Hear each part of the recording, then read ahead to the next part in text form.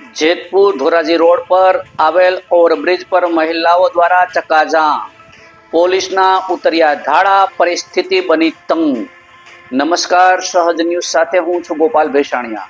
જેતપુરથી અમારા પ્રતિનિધિ સંતોષ સોલંકી પાસેથી મળતી માહિતી મુજબ જેતપુરમાં આજે ધોરાજી રોડ પર બનાવેલા નવા રેલવે ઓવરબ્રિજ પર ભારે હંગામો સર્જાયો હતો।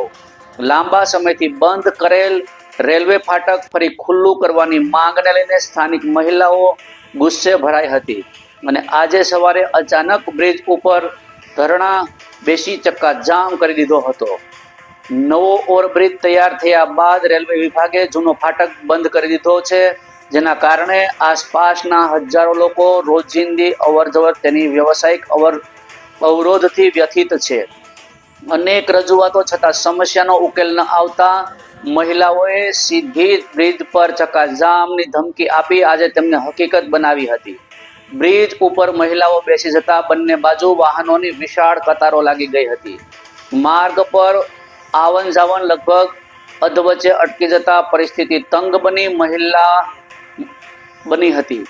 મળતી માહિતી મુજબ જેતપુર પોલીસ મથકમાંથી પોલીસ દળના ધાડા ઉતારીને ઘટના સ્થળે આવવું પડ્યું હતું। પોલીસે મહિલાઓ સાથે ચર્ચા કરવાનો પ્રયાસ કર્યો, પરંતુ મહિલાઓ પોતાનો માર્ગે અડગ રહી હતી। અંતે પોલીસે કાયદો અને વ્યવસ્થા જાળવવા માટે ચક્કાજામ કરતી મહિલાઓની અટકાયત કરી અને પોલીસ કાર્યવાહી બાદ બ્રિજ ઉપર માર્ગ વ્યવહાર ધીમે ધીમે સામાન્ય બન્યો।